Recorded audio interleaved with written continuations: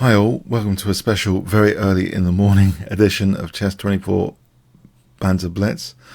So the Paris tournament is still going on, and I think it's a Blitz day for that, so that's why this is a bit earlier than usual. I'll just mute over here.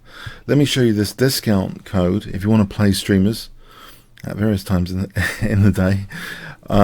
So if you use the Kingscrusher discount code, let me just so the voucher code is Kingscrusher plural, and you get 15% off, and you can challenge any streamers. You just turn up 20 to 30 minutes beforehand and send off your challenge, and we get a challenge list which we work through later. So okay, let's work through the challenges now. So very early in the morning. Fuchs Rudel, hi there. Right, I'll play e4 here and try Vienna game, knight c3 for a bit of variety.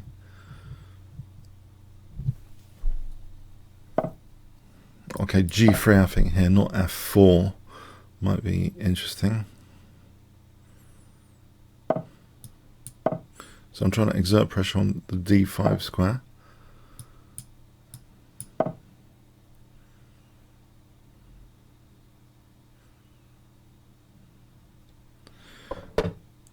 Okay, so castle h3, I think just to stop bishop g4, sometimes that's useful. d3, king h2, f4, f5 later, that's a sort of King's Engine in reverse plan that I kind of like sometimes. So d3, king h2, f4, f5. I think I will play that. On queen d7 there's king h2, which unpins the pawn anyway, so that f4, f5 is with a bonus. Let's do this now. Okay,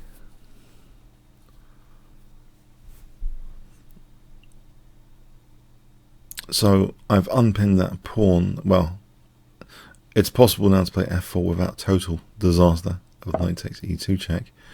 Yeah, I will play f4 now.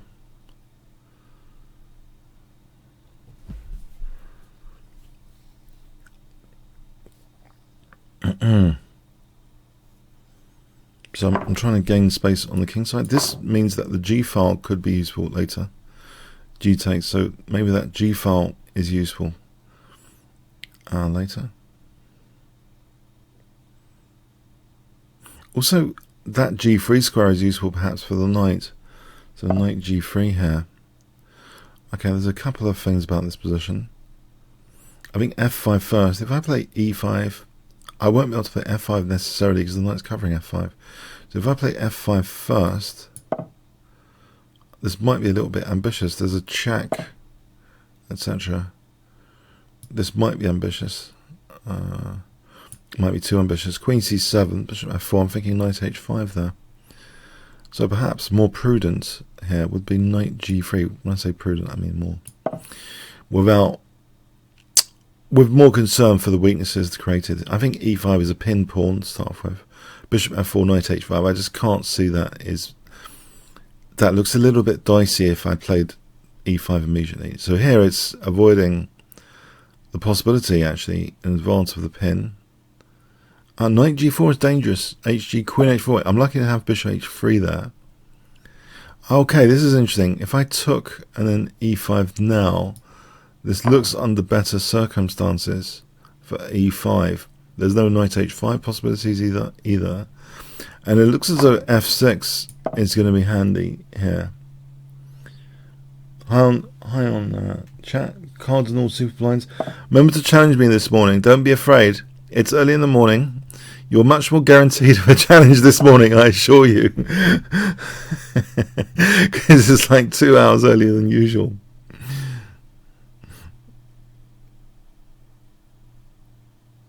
So send your challenges. Keep me busy. Yeah. Okay. So f6. So it looks a little bit dangerous. If EF, knight F6, bishop G5, there's knight G4, no, queen, no, that's a little bit dangerous. I think I need to proceed again with caution here, and maybe queen H5 is the way to go. Trying to pile on the pressure on the kingside squares. So bishop H6, and then maybe even an exchange sack rook G1 later. That G file seems very dangerous for black. Aha. Like G7 now. If I played queen H6 here.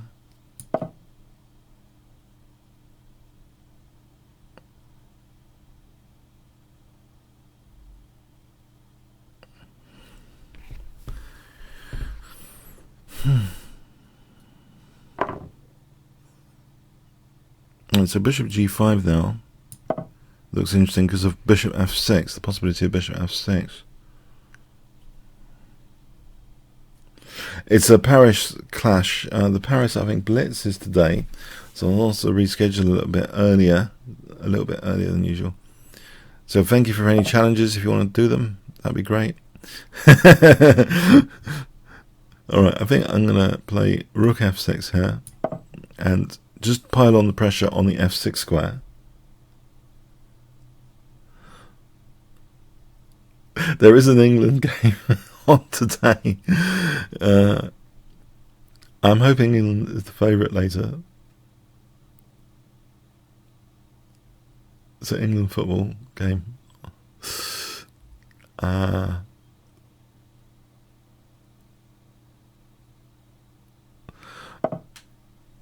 Right, I can take that, and then maybe rook takes here. This looks a little bit dangerous for black's king safety. Yeah, and material actually. Bishop takes, rook takes, I think is okay. All right, so here I think bishop takes. I'm threatening mate.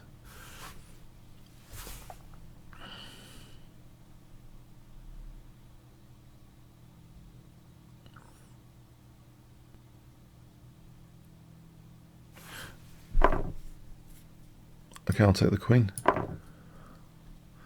Good not to do any pre-moves at this time limit, because queen G7 would lose everything as a pre-move. Yeah, in general, I think try and avoid pre-moves in 5-minute chess. Thanks, folks. Riddle. Okay, we have got another challenge, or 2, or 3, which is great. Thank you for coming this early in the morning. C4 G5. Okay, I'll have difficulty playing C4 G5 in one go, but yeah, we can play this. C4 if you want to play G5. Isn't that the grob? If you really, it doesn't want to play G5. Okay, not in the mood. Okay, so sort of grob. Okay. Thanks, Fuchs Rudel. Okay. I'll offer double pawns here. Oh, naughty, naughty, naughty, naughty. Loose piece alert. On b4, and it's a check. I know it's early in the morning, but my tactical skills are awakened by this loose piece alert. Thinking that must be a tactic. Loose piece. That was a quick one, a bit too quick, considering I haven't got too many challenges. So I'm hoping you'll play more than once, guys, today. Thanks. Thanks.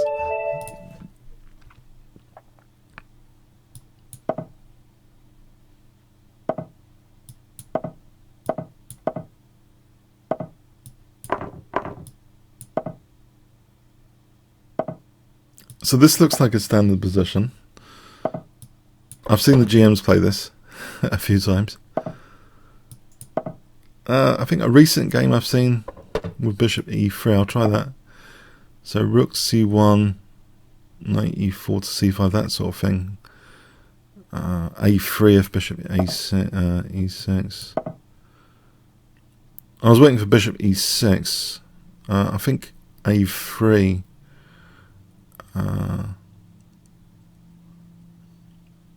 Or even try this trap line I've analysed recently where the a2 pawn's given, b3, and it's like gets tactical.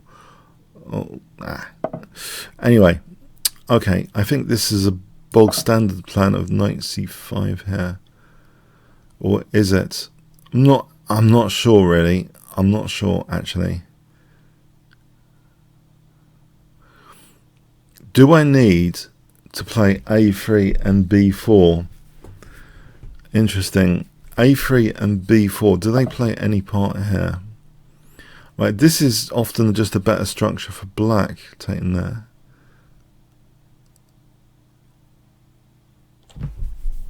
If I played bishop d2 here now, or bishop g5, try and provoke a weakness. Now both knights are holding g5, so can I just bring this back to d2? Just want to create that diagonal weakness.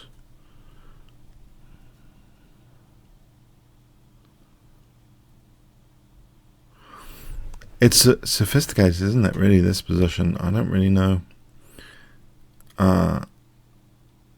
I mean, from what I see from master game, as a reverse Sicilian pawn structure, the c5 square is interesting to consider for outposts.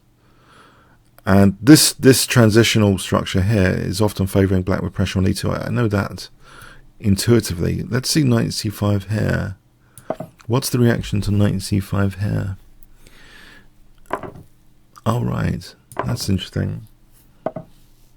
All right, so a3, the b3 square is bad. What if I played b3, given I haven't committed to too much there?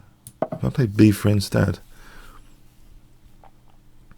because I haven't committed to a3, so let's just blunt that bishop. I can't easily kick this knight without losing d3.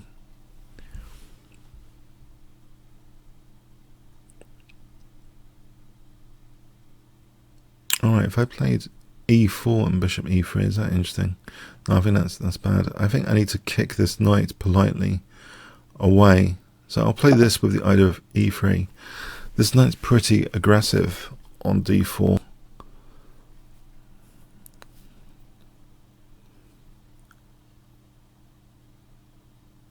It's tempting, this structural change in black's favour. But if I can politely ask it to go away with e3,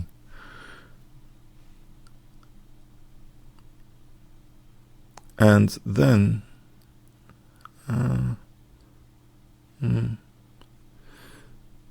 okay, so e3, where does the knight go? Maybe if f5, maybe e4 forks both knights. On b5, okay, let's do this. There's a4 here, maybe. Well, it might be pointless, mostly. It's possible.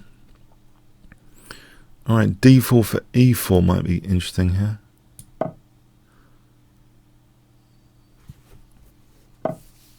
Okay, and f3 now. Is that too weakening? What about just b4 here for b5? Maybe queen c2?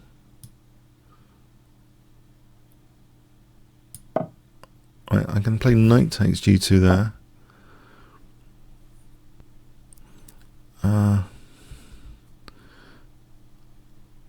Okay, my piece is not unraveling too much here. Let's keep going a little bit speedy. Okay, my light squares might be dangerous for a kingside attack later. I have to have some defensive plans available on queen h3. Can my queen get back on the light squares? Maybe b5 here.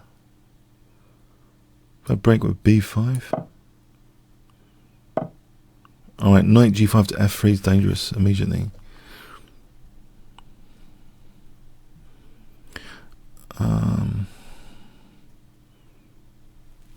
If I take on d5 then knight f4, Is that a nice positional sacrifices? I don't think it shouldn't be needed. What about just f4 here? EF, rook f3, knight g5. Okay. No, it is a bit tricky.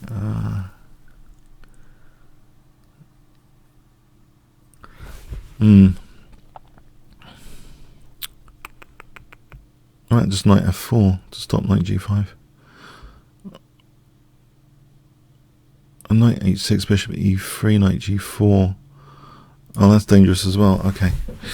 Okay, I'm panicking. I'll do this panicky exchange sack just to kick the queen out. Probably not a good idea. Yeah, it's probably not a good idea. I just don't see how I'm getting rid of this attack that easily. Well, I've diverted my opponent's attention, I think, to d5. So if there's anything going for this,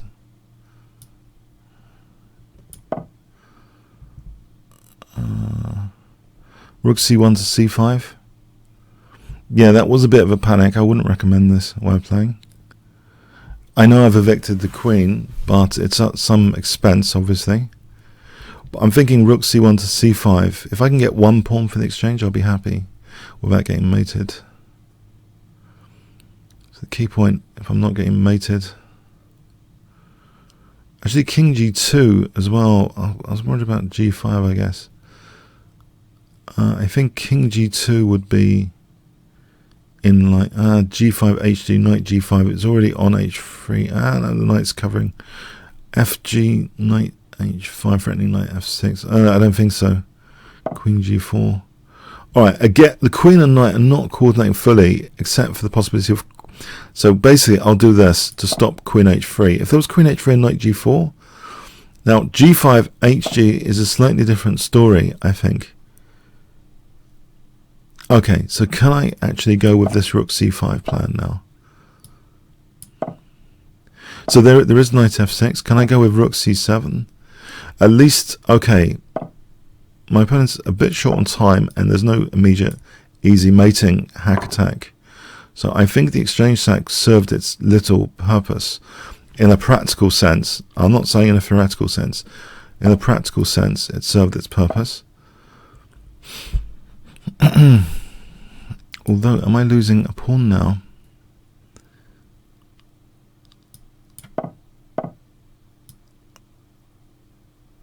Okay.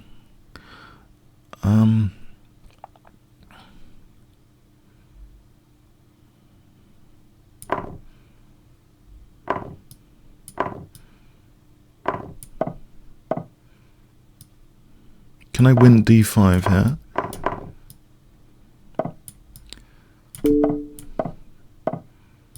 Oh. Yeah, it was I couldn't work out how to parry the attack. I gave up there. That was a give up, by the way. This position here is a very logical play from black. Very direct. Black's better.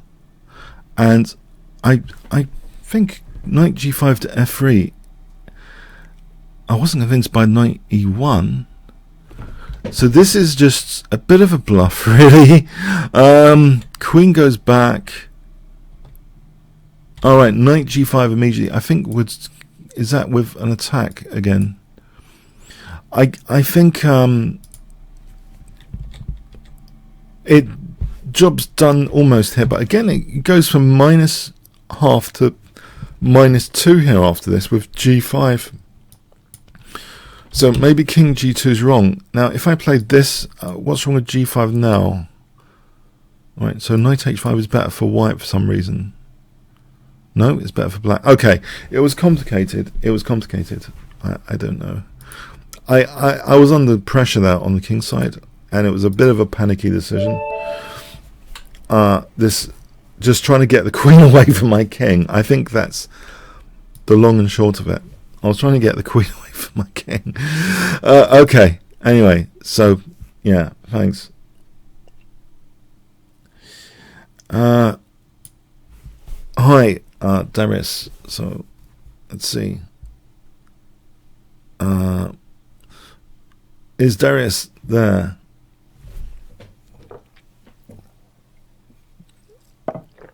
Hi.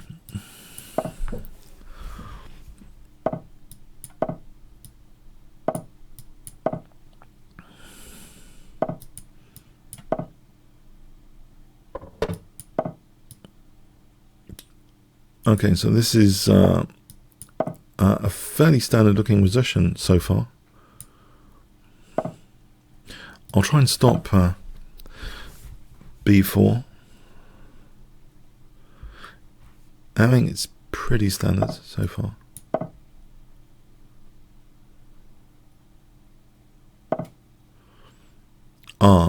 It might be the case that e4 is punishing that here. If d takes, then bishop takes. That might be a move which is tactically a loose piece liability, which one should be alert to, unless there's a refutation here. I'll give it a go, I think.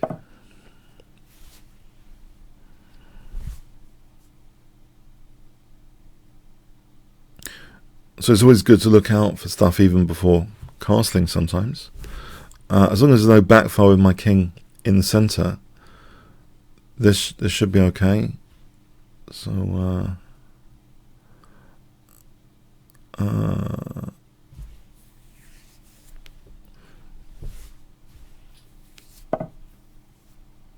right, so if I took on b2 here and then took on f3, now that looks okay, except I have these weaknesses to take care of. Everything's with a price, so there's a little bit of a price here that I paid. But how exploitable are they? If I played knight f5 or knight d4, trying to it looks okay to play knight d4 and put pressure like this, maybe to encourage f3, which weakens this diagonal. So the bishop can just drop back, I think, on f3 to e6. Okay, I think job done there. It's sort of weakened that diagonal a bit. The e3 square is also, okay, interesting here maybe. So I'm threatening now knight e3.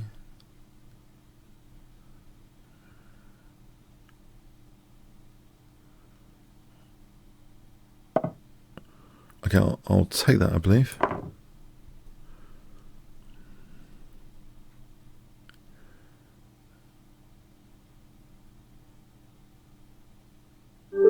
Okay, thanks for the game, Darius. Yeah, there's a bit of a tactical mistake there. I've got to watch out for loose pieces being created. Okay, yeah, send repeat challenges, guys, because I've run out of challenges. Repeat challenges, welcome. I'll just type that. Okay, it's a bit early in the morning for this show today. Okay, so London says I'm going to fix the d pawn because c5 immediately d5. Yeah, that was a slight question I had the other day. Why not c5 immediately for queen b6 to try and punish the London system bishop? The thing is, yeah, d5 by blocking first against d5. Now c5, so I can hit b2.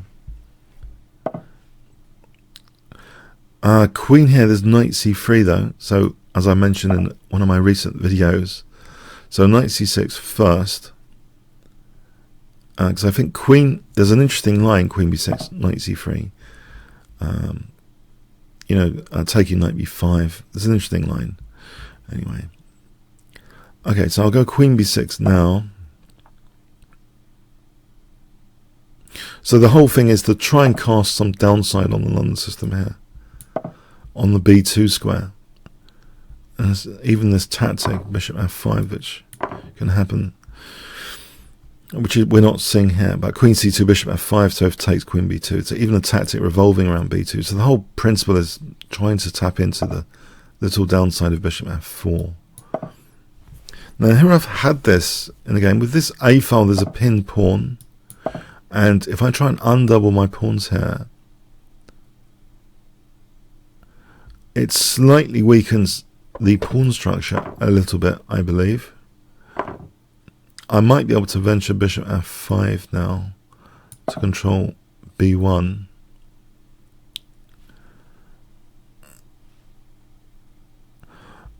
Okay, if I'm controlling b1,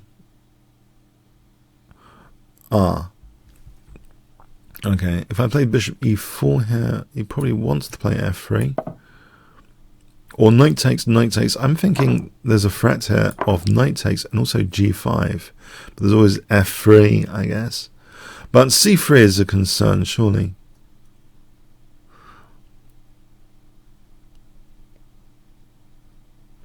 So what to do about c3? I mean, let's say rook c1. Oh, I thought that'd be rook a3. Okay, I'm going to take on c3. So I'm hitting e2 now. So maybe e6 and... Okay, if I play e6 now...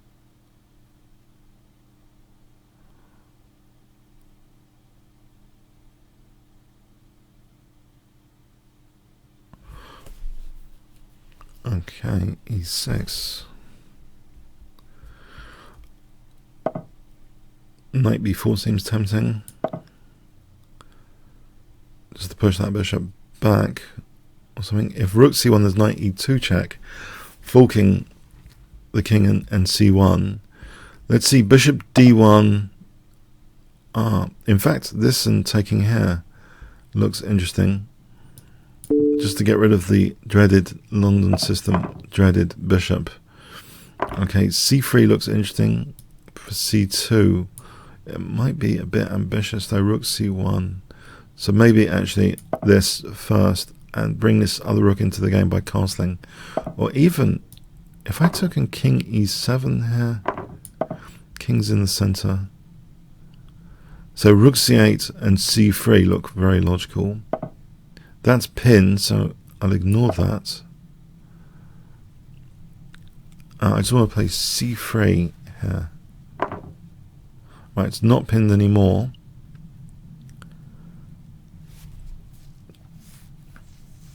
Okay, knight c6, change of plan. I'm hitting d4 and I'm threatening g6, trapping the bishop. So I think swapping the h7 for d4. Okay, things are getting tactical. Protect this first, but still g6 is on to try and trap the bishop, and knight takes d4 is on. Alright, I'm not sure that helps the bishop being trapped here. There's rook h8 and the king's there as well.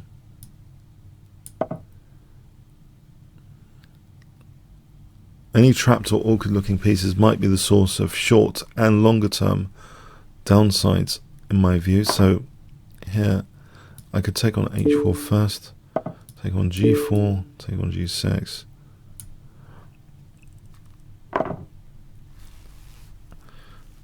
Okay, maybe there was knight d4 as well.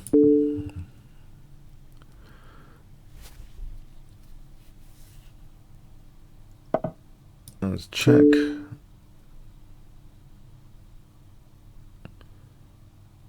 Alright, thanks, Hooksrudel. Thanks again. Alright. Testag. Okay, hi there.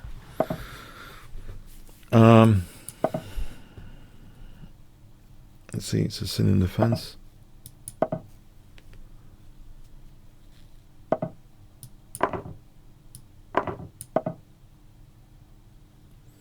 Classic Neidorf. Potentially.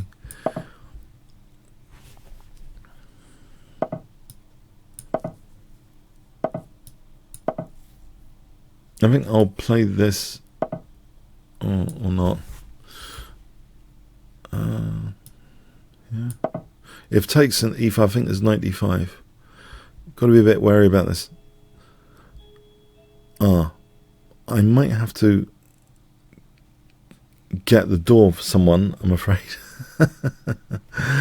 I might have to get the door for someone.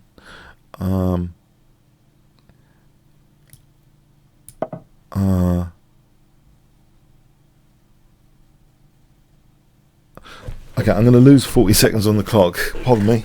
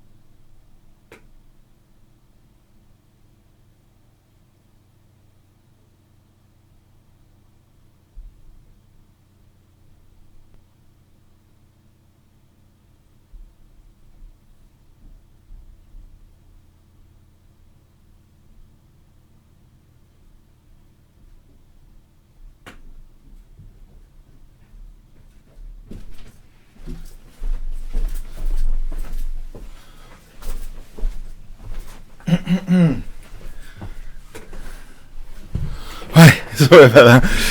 Okay.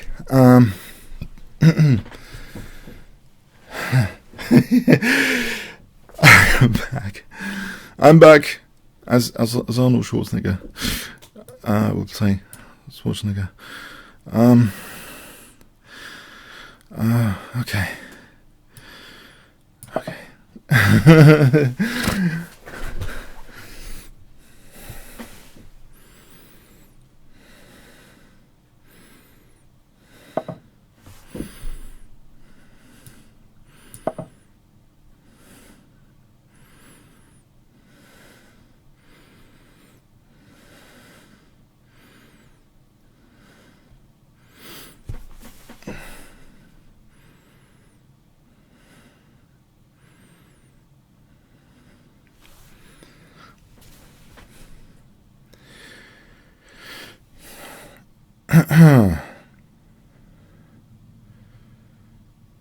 Okay, so let's see what's happening.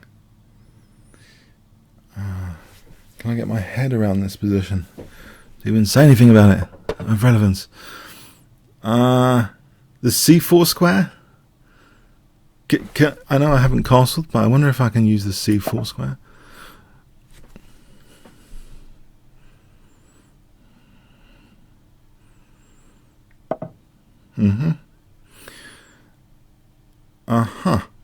Okay, there's a ready-made kingside attack over here, which concerns me.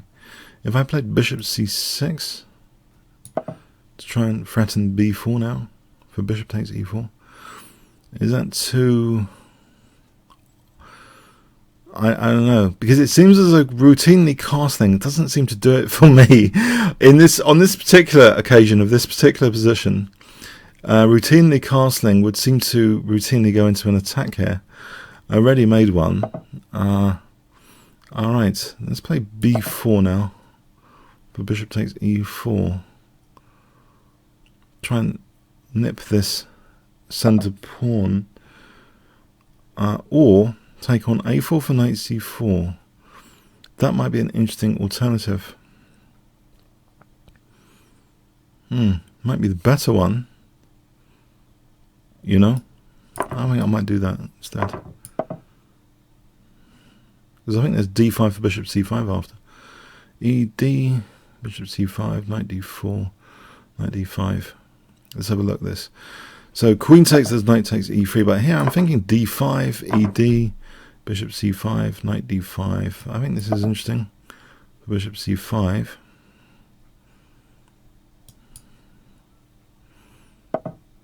Okay, so bishop c5. Maybe queen b6, rook c1. Queen b6. Okay, it's sort of French defense style. Queen b6. And then knight d7. There's always f5, that's the snag. So my king is being attacked here. Right, he didn't do f5 immediately. And in fact, there's knight takes e5 the way he's playing this. For bishop d6. So he's going in from one pin to another pin here. Potentially with knight takes e5. Unless he's crashing through with f5. I wouldn't thought so here. Because actually my bishop can drop back to f8 anyway. So f5 with a form pawn might not be lethal if I've got bishop f8 as a possibility to cover g7. Now f5 here, there's knight takes e5. But even with the queen there, because of queen takes bishop d6, it was possible for knight takes e5. In fact, in this position, why not just take and then take on c2? He takes on b4. I can make that a little bit more a sweeter deal by protecting b4 maybe. If I played a5, the problem is knight b5 and then bishop f2. The rook moves, and that seems fairly pointless. Or is it? Okay, I've got to move a bit quickly. 108. Move a little bit quickly here. Okay, I will try and get the things off now without losing b4.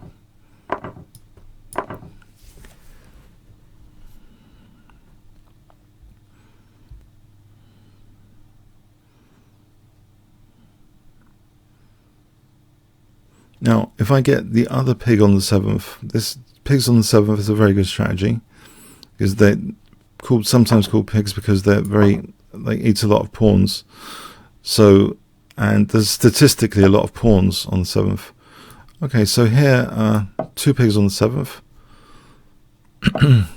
Okay, another pawn drops.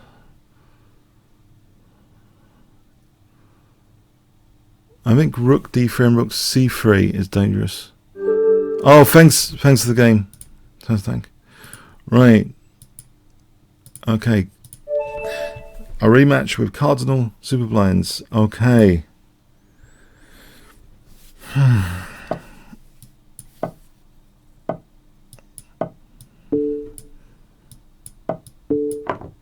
Oh, dreaded Maroxy bind.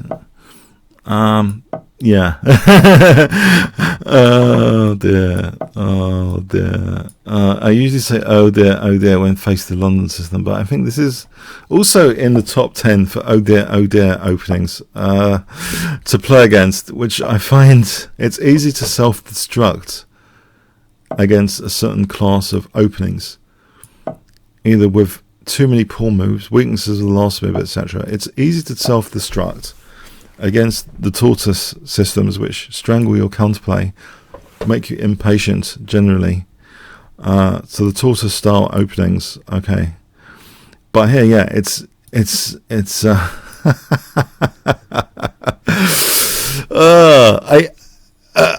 I need a solid. I think I need a solid waiting plan. A solid waiting plan. I'm thinking knight d7 to c5, something Bent Larsen might play. I think I might have seen him play the black side of this sometimes. There was also a Nimzovich against Capablanca game going way back. I think that was a draw. Nimzo, I think, forced some perpetual check or something. I think Capablanca was trying to just play on the dark squares. But a solid waiting game. This knight maneuver is nothing really in itself. It's trying to tease b4. I also remember some other Marox bind games like Adams. He's teasing pawns and creating some weaknesses. There was this great game against Plaskett where he played a hedgehoggy system, and his position activity, he sacked like the f7 pawn, and his position was fantastic after. All his pieces were on full blast. So he let his f7 go and looked a little bit dangerous superficially. Sometimes white can overstretch. Now e6 is very tempting here. Probably suspect, especially with an increment game. This would be like really suspect. But because it's this time limit, I don't think I have to be too concerned about d6. Necessarily. Although after b4, it would seem though d6 is on its way out potentially. No, the rook is holding at the moment. d6, okay. So I'm on c4 here. In fact, this might be interesting now, because knight e5, it seems as though white's maybe overplaying his hand with the pawns. Maybe, possibly. Sometimes that can happen.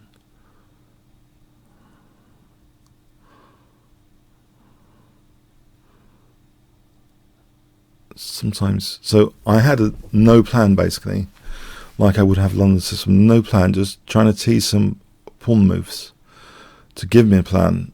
This is some sort of plan. c4, the structure is usually very solid with a pawn chain there for the Maroxy bind, almost like a V. The Maroxy V pawn structure, suffocating counterplay. But here I've got something to do, I believe. Aha. Okay, I can take there, I think. Now if takes b6 with a pin on the bishop, I think b5 and knight c4 is interesting. b6 might not necessarily be because of bishop e3. Unless there's something magical there I'm missing. I think b5 and knight c4 would seem interesting to try and use that c4 square.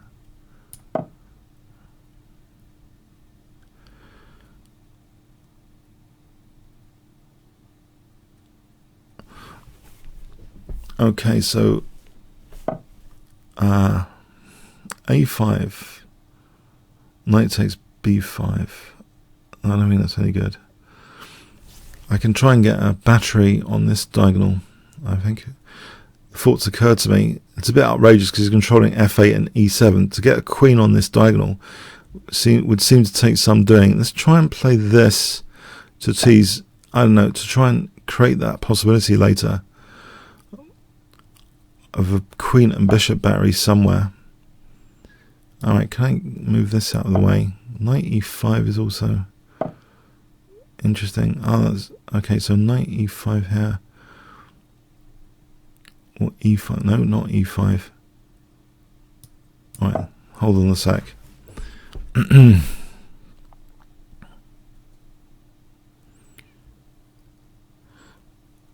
Okay, so the next stage.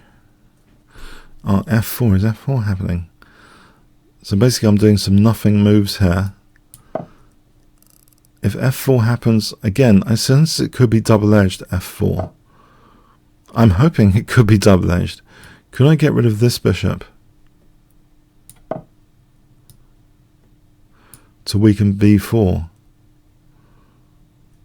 Or the diagonal generally?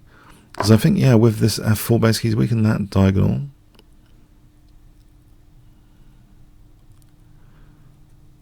Tactics, knight b2 doesn't do anything. So queen takes b4 here. Why not?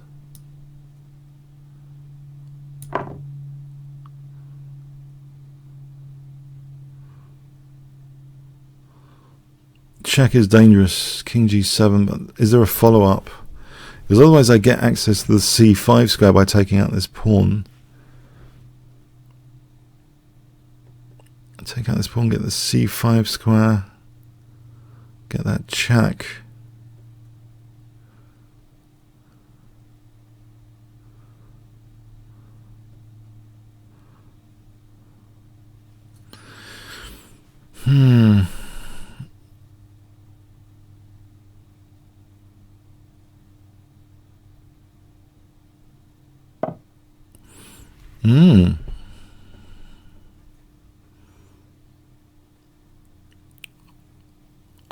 Why can't I take that?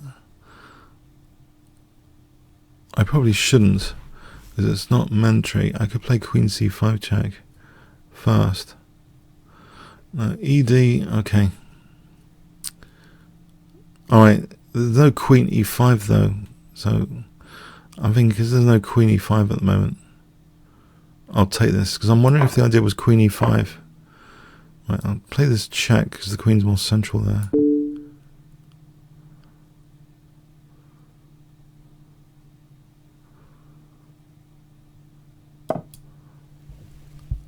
If I played rook d6, is there an immediate disaster? Queen 7, rook d7 is possible.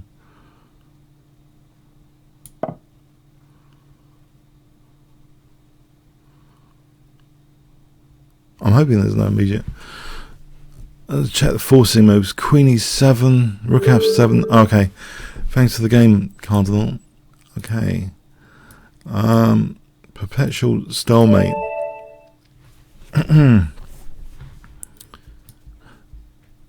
Is this a Bart Simpson avatar here?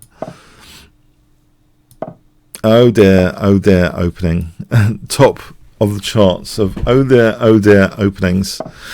Okay, with knight d2, huh? The London system with an exotic, exciting, mega exciting move order. Okay, thanks.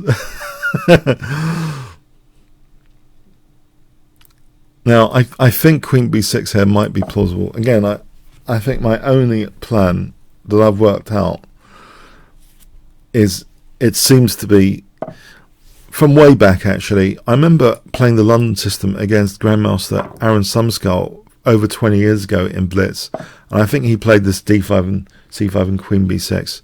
It does seem to have a certain logic to it. Okay. I'll give my bishop h7 in advance. There's two plans, but maybe the more critical is to play b5. I've just given him the possibility of e4, haven't I? Alright. Well, he's actively undermining my pawn chain. Let's see. Bishop f5, e6. Bishop a3. Bishop b2 after. This looks as though if I can get all these moves in, this would be good. Bishop a3 to bishop b2. If I get all these moves in.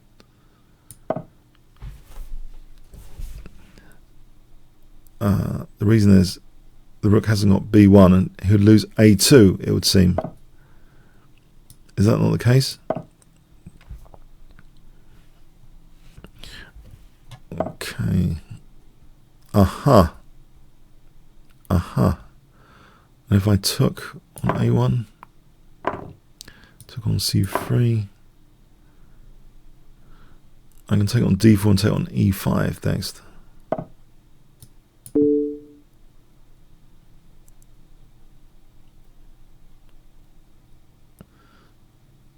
Okay, the London system doesn't appear to be too solid in this example. Thanks, Perpetual Stalemate. Mr. Dodgy.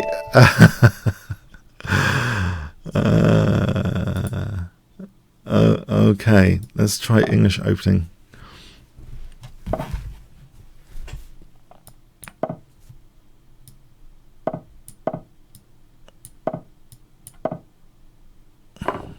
Let's take away from the center here. Just to control that d5 square a bit more. Now, I've had some games with Paul Georgia in this line, Blitz games.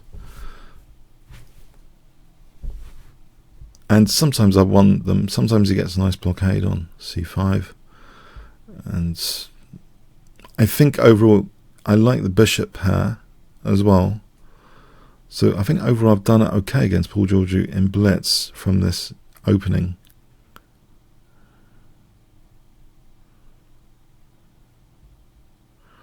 So by capturing away from the centre,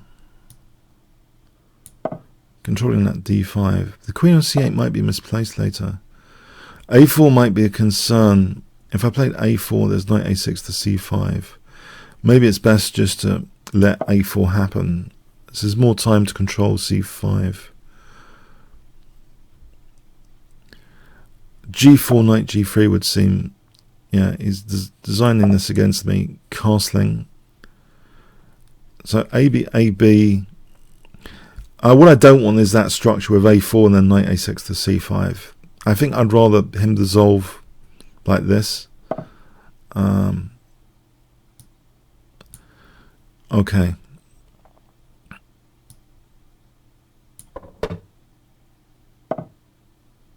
Okay, my e4 is under fire. It might be worth snapping off c5 here. Funny enough, because there's imminent issues already, because knight g3, ab, and then rook a1, and then knight b3. If I just snap that guy off, just to solve some of the problems, reinforce e4, maybe play for knight f5. I know it seems odd to give up the dark square bishop. There's some justification, I think, for doing that here. Okay, here knight f5 threatens knight e7 check, tactical point. If he took, he opens up my bishop. Let's do this on that rook. Queen c1 to g5 would seem interesting as well. So queen c1, threatening, I hope, queen g5.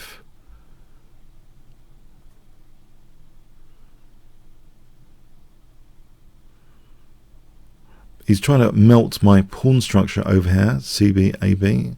Evil intentions to melt my pawn structure. Queen g5 here though looks very dangerous. Is this something? Oh, this bishop takes f5. Okay. Maybe c takes, or a takes. Alright, I think I'm giving him pawn over here, actually. Casualty.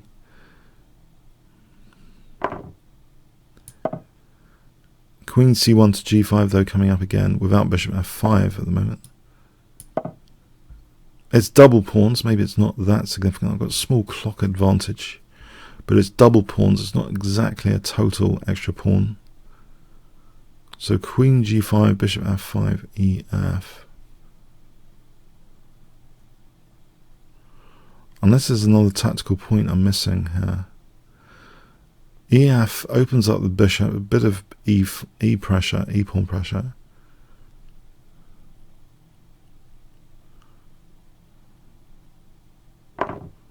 Okay, it seems good to open up the bishop. I think I'm okay here. Bishop c6 might be annoying, rook d8 though. g5 I'm weakening, f5. Is it too far to go g5? I think I'm going to try it.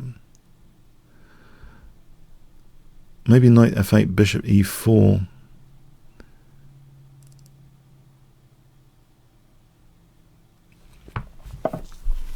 So bishop e4. This has got g6 or something. Oh, there's queen c2. Hold on, g6, queen c2. All right, let's play queen c2 to reinforce f5. I think king g2, rook e3, and something. h4 to protect that. This looks a little bit weakening. I know. All right, there is rook d1 here, trying to kick the queen away. Trying to use that d file. The rook's not doing anything at the moment. Okay, so isn't fg possible? Fg. Anything better? Check bishop e, not bishop e6. And there is a check here on a2, or check on b3. Okay, intriguing. Queen d2 to c d5. Or just queen d2 for a moment, just to hold g5. And the d file, possessing the d file here. Possession itself is not a disaster for black yet, but it does facilitate potential tactical ideas. There is queen d5 check here if I want to win c5.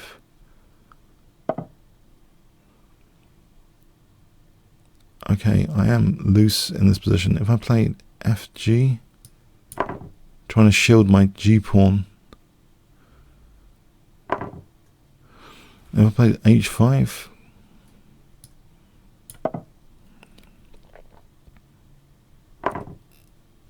alright, I think he's got an h-file backfire, but potentially if I played h6 for king g2 and rook h1, there's an h-file backfire. And I can use the h-file. My queen sits nice there. There's also queen f7 here, but rook f8. I wonder if queen f7 and rook f8, queen e7. I think rook h1 immediately. Pinning is usually a good idea.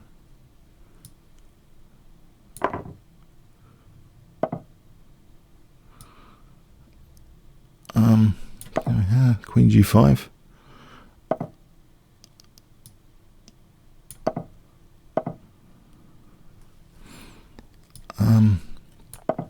Queen c7.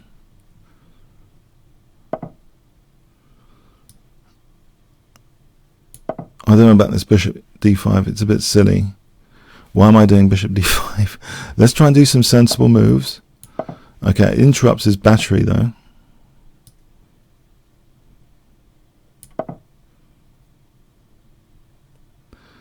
G4 bishop queen h6. Right, this position might be interesting. So I might misjudge it.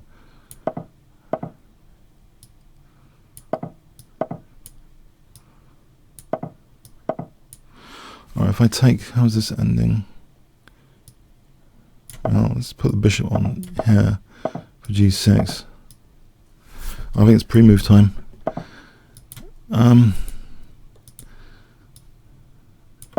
Rook f8.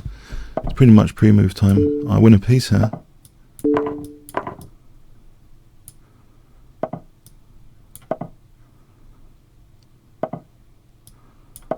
Is that enough?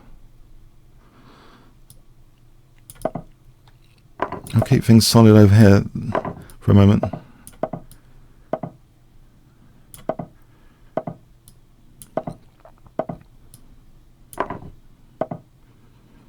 Oh, I think we've got a draw here.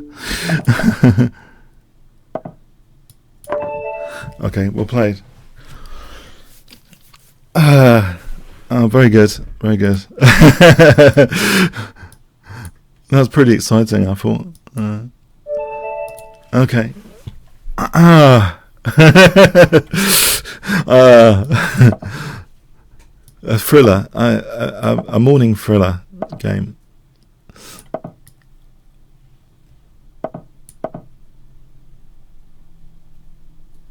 This is a 3-minute game. A 3-minute game.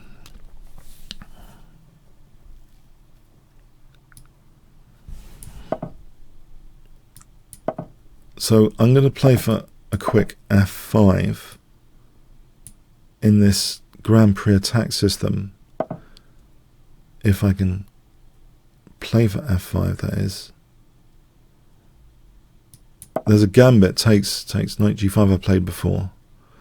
I don't want the queens off, basically. But I played this gambit in an over the board game once, and it was a really good game, interestingly.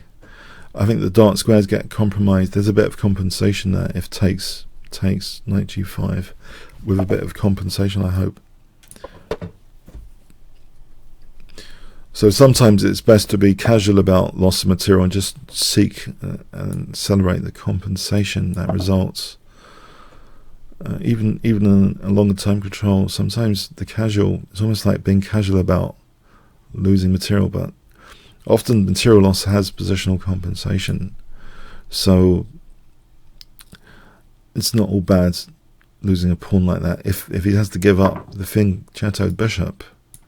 But anyway, because when someone gives up the thin chattered bishop of material, yeah, there's often going to be compensation if the king's casting over there later.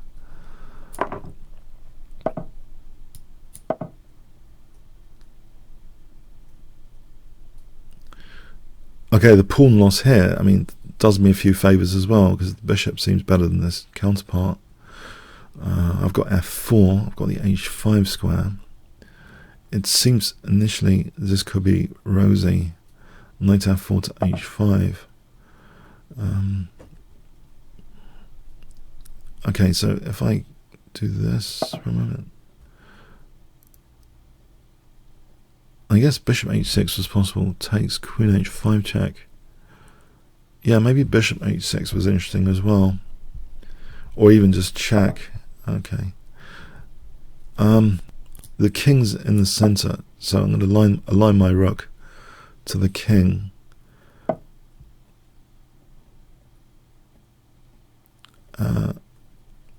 Okay, I think I'll just give up the bishop here. The king's still in the center. I want to open up the e file.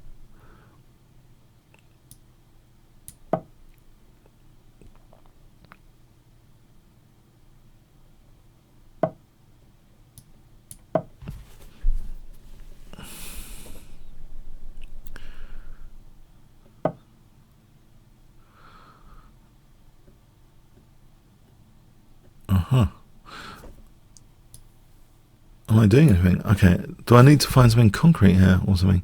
Maybe c3, cd.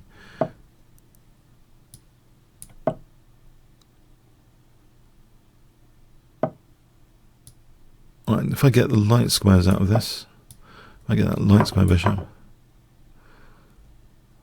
So g6 now is an issue.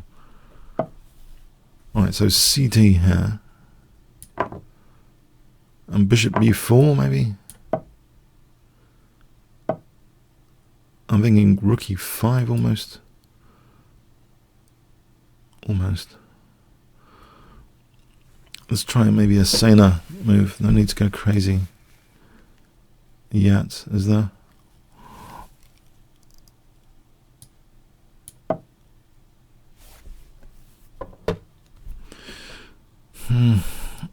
Bishop a6 for queen a8.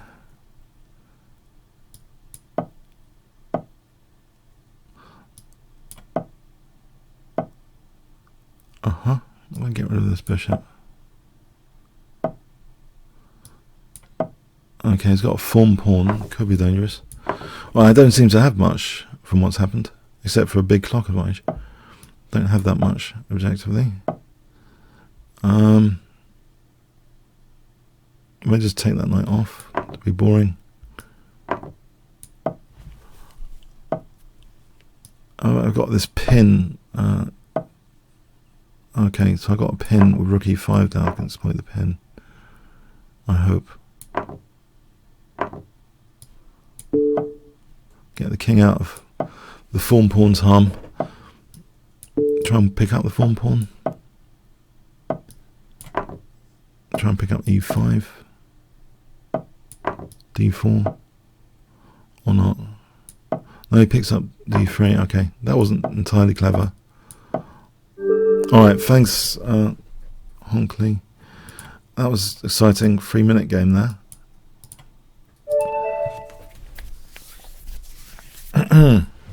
So, Goggin Paul, hi there.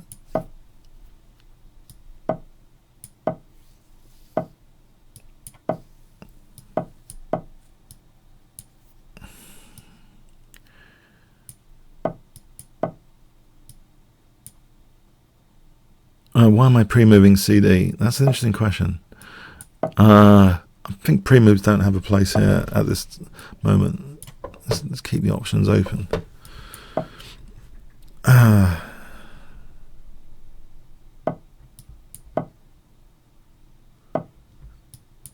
think b4 gaining space. Alright, e5 shuts down that bishop for sure. So it's sort of making sure this Roy Lepesian bishop is not going to do too much damage immediately, at least. It looks a little bit like a Roy Lepez position. As such, I think I've seen this plan before, knight b7 to c5. One slight downside of white gaining the space here is that the dark square is sometimes a bit more vulnerable. So knight b7 to c5, and even to try and loosen the dark squares, I think bishop d8 to b6. Maybe that's a good preliminary, actually. Bishop d8, or is it a bit slow? Maybe knight h7 to g5. Let's see, bishop d8 to b6. Alright, it's immediately going to put a knight on f5. That's out of the window, that idea.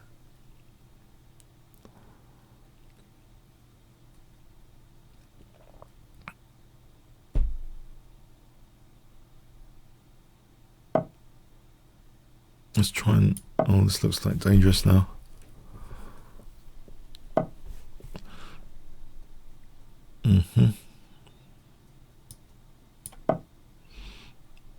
It looks pretty dangerous. I think white's playing this really, really well. He's doing everything. It looks like a good recipe he's using from the strategy book, recipe strategy book. Knight on f5, kingside space, g5 break. I don't know how annoying I can be from this position, how much counterplay. It's limited. Is it Karpov against Unzicker or something? Karpov's classic game where he exploits this space advantage.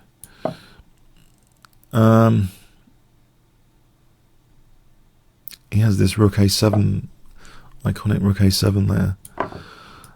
Although bishop a7, not rook a7, bishop a7 is a prelude to doubling on the a file.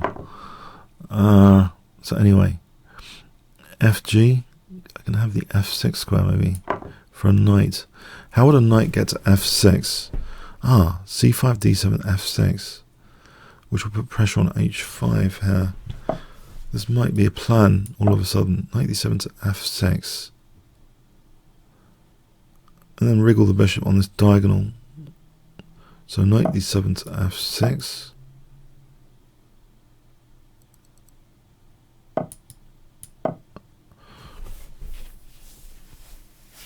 So on h5, that will tie down the rook a bit, and then wriggle this bishop here. And then maybe a5, b4 plan. So I'm threatening bishop b6 now. Right, so a5, b4, and this is anything tactical. This will try and activate this rook on the b file, b4 plan here.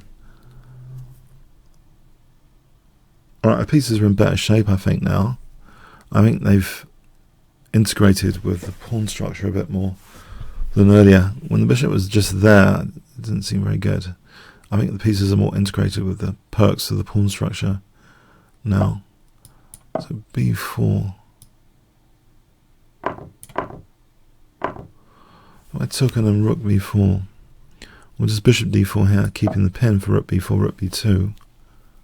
There's also queen a7, battering, rook e1. Let's have a look at this, g4, fg, knight e4. Okay, the knight's hanging.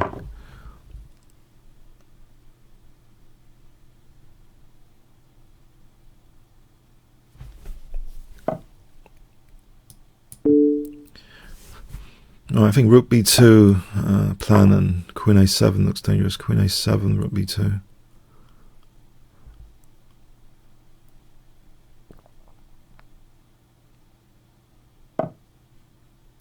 Or here, maybe, just for b2.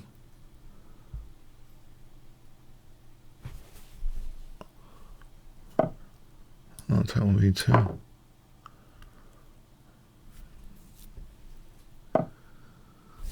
Okay. Now bishop c6, there is a check. And then rook a2 maybe.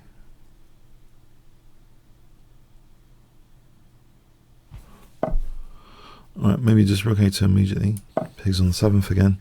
So queen b6 check threatens to nudge the king away maybe. Or king e1, bishop g3 anyway. Nudge the king away, and the bishop's holding up as well.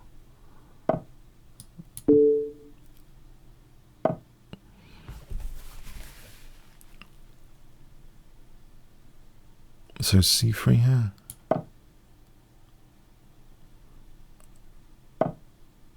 Alright, so if I take the queens off.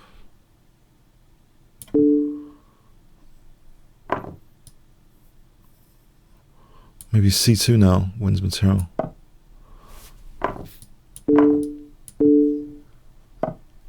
So g4 to get the knight in for knight e4.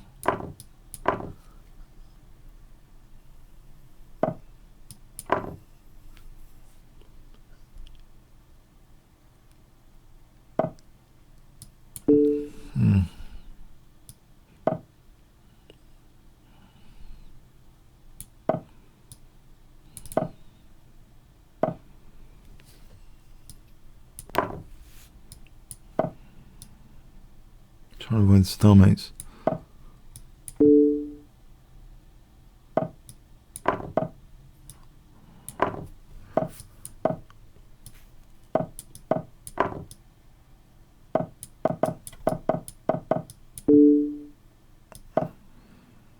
Trying to win stalemate, if possible.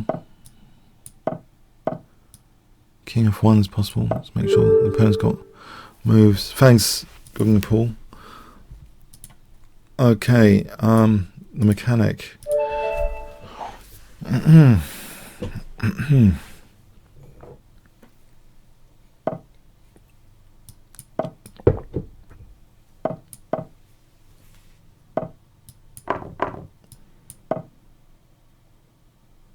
So, what do we have here? It's not quite an English opening because there's knight c3 without c4. It's curious. Knight b5 might be threatened. I think a6 might be a safety precaution move here. Or d6. Maybe d6 is possible.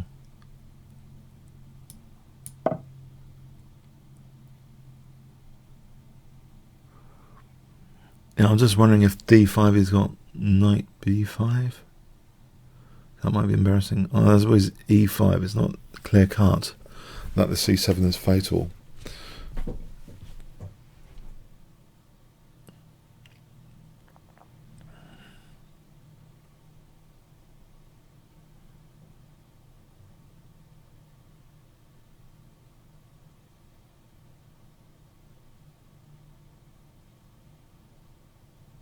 It's hard for me to get my head around this position. It's more tactical than like pawn structure based.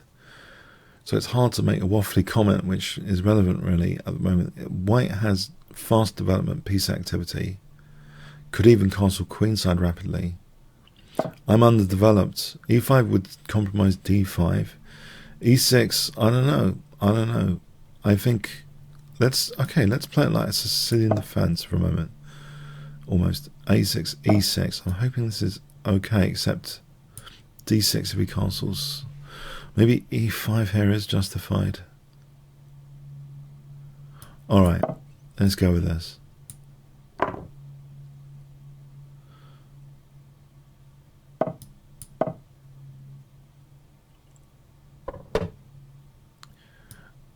This is what I found. If you get Watson's Play the French, it's an iconic book in chess literature as far as I'm concerned. The French defense by its nature is very positional. There's a lot of pawn structure themes more in the French defense than say the Sicilian. So even if you play the Sicilian, it might be worth getting Watson's Play the French just to understand about, you know, pawn chain undermining, you know, breaking out lines.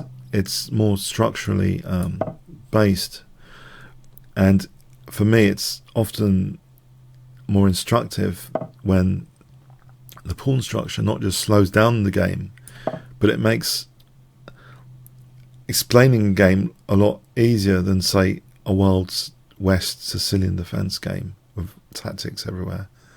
There is a little bit of a tactic. Bishop a6, queen b6 is on b2 and a6. So yeah, I don't know if any of you have got Watson's Play the French. I just think it's an iconic book. Just for learning about pawn structure and stuff undermining. Even if you don't play the French. I don't know about you guys, if you've seen that. Van Geet opening, is it? Someone's mentioned Esgroga. It says knight c3. This is Van Geet's opening, right? Aha. Okay.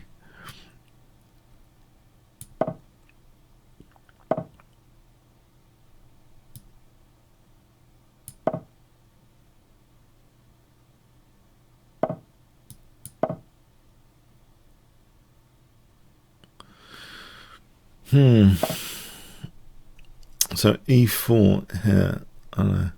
Definitely not castling. I don't want a mouse slip for castling, which has happened to me recently. I think I might have to play. Okay, let's not panic. Let's not panic about this potential mouse slip. Hold on a sec.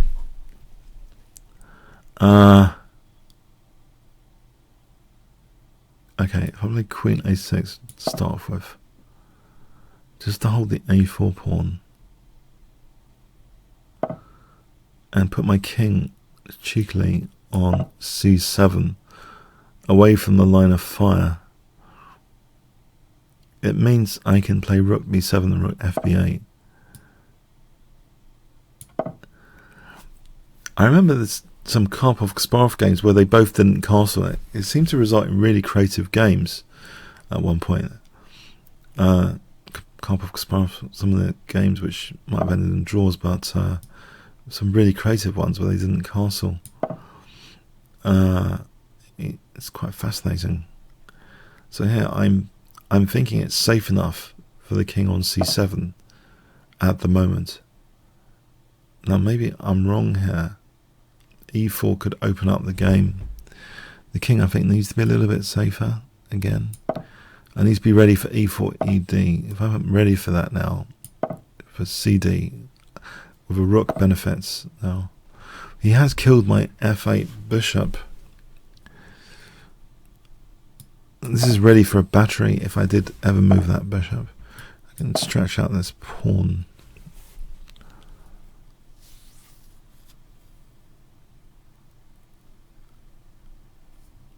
He's killed my f8 bishop. And if I played e4, is it too committal? I'm going to commit to e4. And maybe f5, and the bishop benefits this. I think I can control the f4 square against knight g2 to f4. Let's give the rook scope to go to g7. Let's open up this rook a bit more. Let's battery-ize the rooks for hg to be more effective.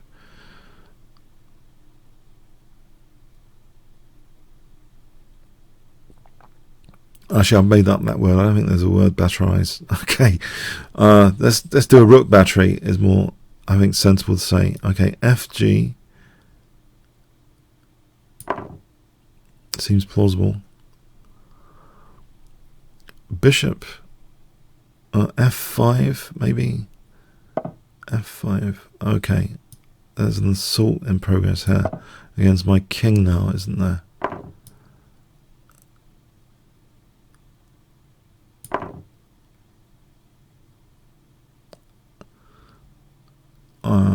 Let's see, can I... Okay. Okay. Now it's dangerous. Now it's dangerous. Protect a4. Gonna swing by with rook c7. And there's rook b4.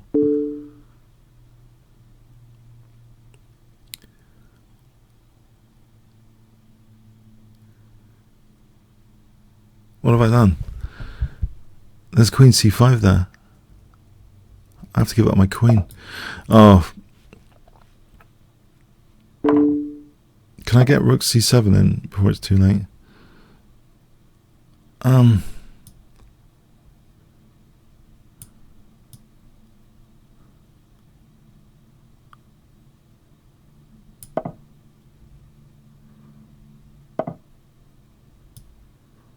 I survive 20 seconds?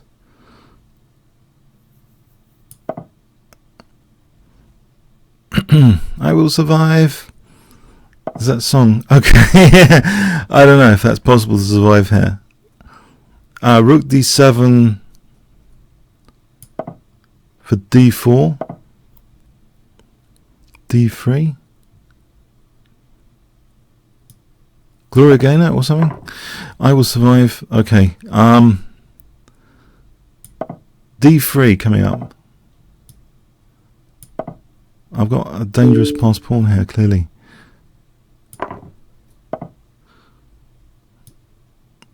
Um,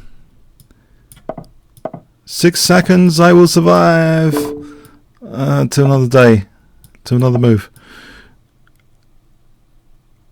I'm sorry, I had to give up my queen. I had to give up my queen. Let's have a look at that. Let's have a look. I knew something was up there. I knew it. I knew it. It just... Let's have a look here. Bang! Plus 7.7. I've just gone in one move. I had to play bishop takes d5. And I was fine, it seems, according to engine here.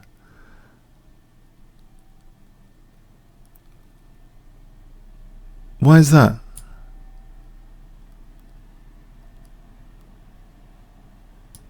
You know why? There's a technical reason why this is not as deadly. I've still got the shelter of the c-pawn. I think one needs pawns around one's king.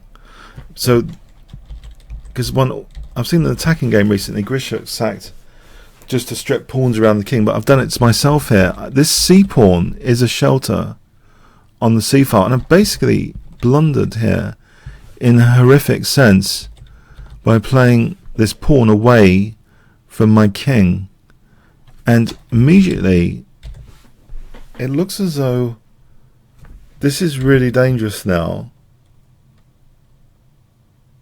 I blunder here, and the thing is, I've just noticed now, see, if the c pawn was on c6, this wouldn't be an issue, would it? There'll be king c7. There'd be more options for the king, right? King c7. Because I've taken a pawn away from my king, there's no king c7. And actually, it's a catastrophe with this forced mate in 2 here. So, yeah, pawns, yeah, maybe I'm underestimating king safety sometimes for pawns near the king. I mean, you can see that it's more options for the poor king. If the pawn was on c6, if the pawn was on c6 here, I'd play king c7, right? Oh, blimey. Okay.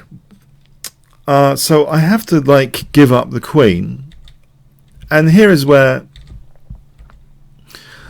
it's a blitz game, which is the lucky thing for me. It's a blitz game. And so white's always up against the clock to finish off. I'm just playing moves which I think I'm not going to get mated with. And as soon as white's going passive, it's going to take even more time to win this game with like 10 seconds in a practical sense. But yeah, well played. Broke through, basically. Broke through.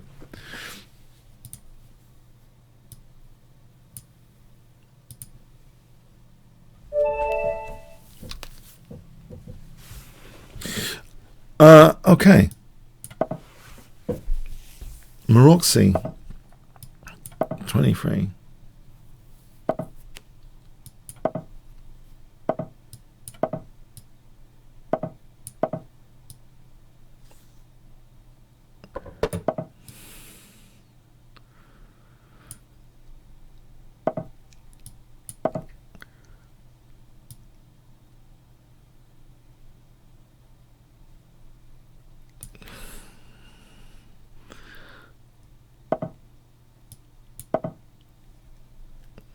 Pawns around the king.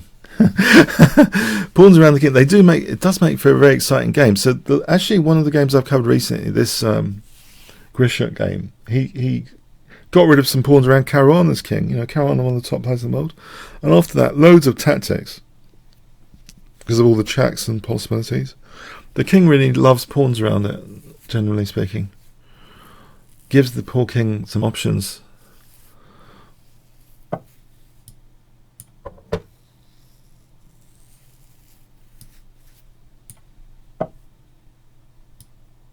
Can I play f4 here? I'm wondering. A bit symmetrical, isn't it?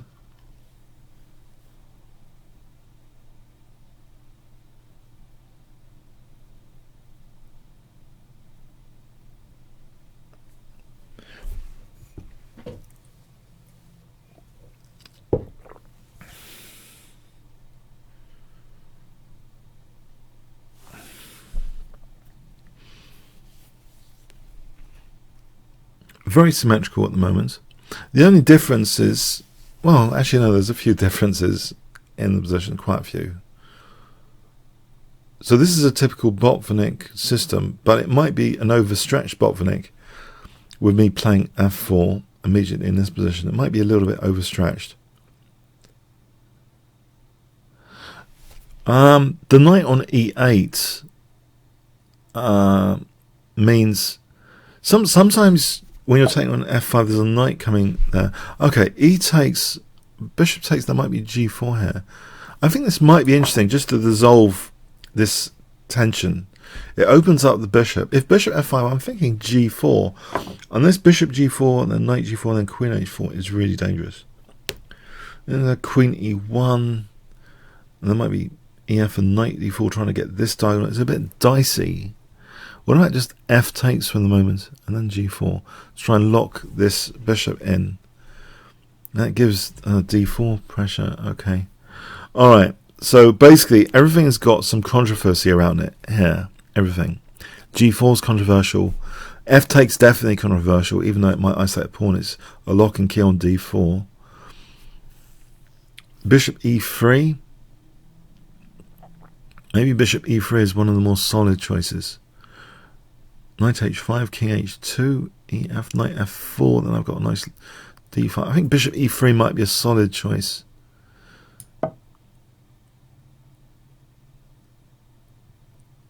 So let's see. King h2, queen d2, rook at e1 would seem at least that the pieces are ready, all of them, including the a1 rook.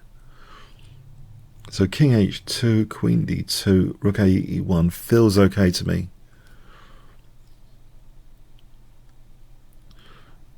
Just to recap that, I just found some controversy with f takes, d takes, and I found controversy with g4. So okay, let's protect this bishop as well. Now sometimes there's a rook e3 to look out for, but I don't think it's here. So ef, knight takes, rook takes, I don't think that works. I'm hoping it doesn't work. Queen takes. When a bishop can sometimes pounce the d4, you've got to watch this diagonal. That's what I mean. If king h2 to take away from this diagonal is sometimes good, but it also protects h3 anyway. If there's queen d7, it's protecting h3.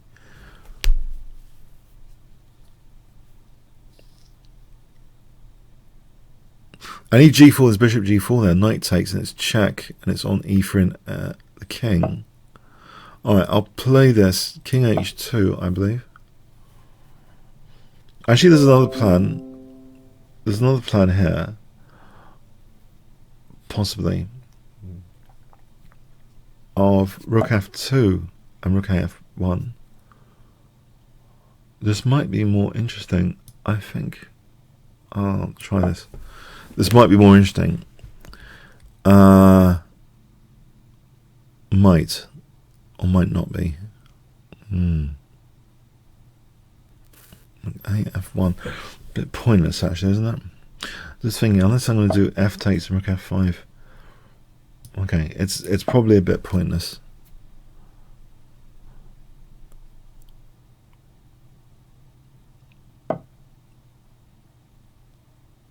d4.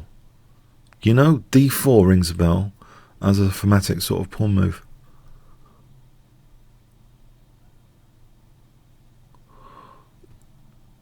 I think I'll play d4. Ed bishop d4. I'll give up the dark square bishop.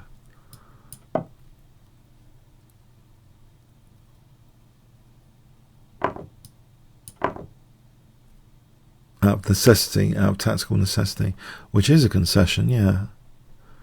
But you know, otherwise rook e3, if knight e4. So yeah, he's probably, I don't know, he's probably outplayed me in a technical sense now. Unless there's some perk of giving up the dark square bishop. Right, there's bishop f6 here to win an exchange potentially.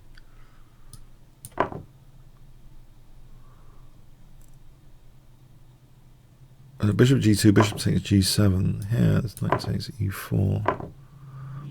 Win an exchange.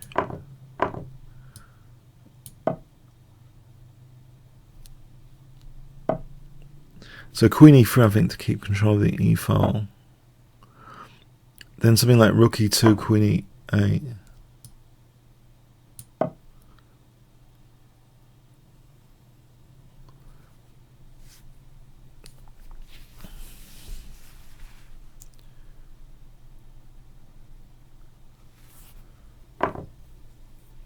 Alright, I'll take that.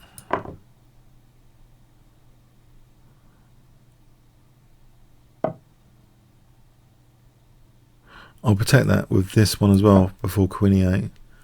To have the cake and eat it. The cake being queen e8. Eating it being without rook a2. A bit of an expression. To have the cake and eat it. So queen e8, check. Alright. Don't want to give my opponent too many pawns. If I just protect the pawns for a moment. Got 3 to 2 over here, so g4 and f5.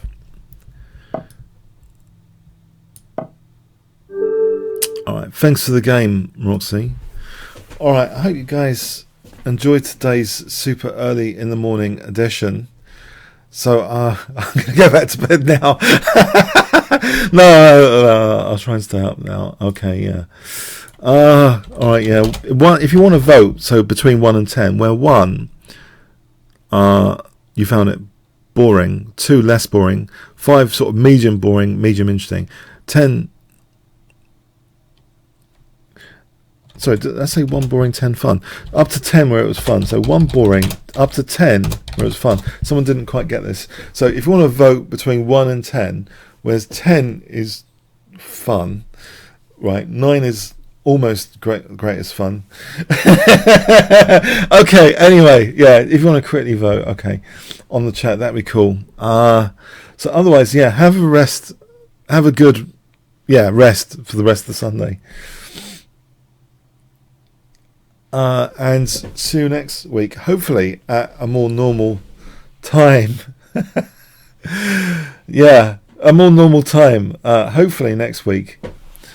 Remember that discount code I mentioned? If you've just come to the show, remember this Kingscrusher discount code, voucher code. It's 15% off challenging me or other streamers. You just turn up 20 to 30 minutes beforehand, send your challenge, and then we'll accept your challenges later.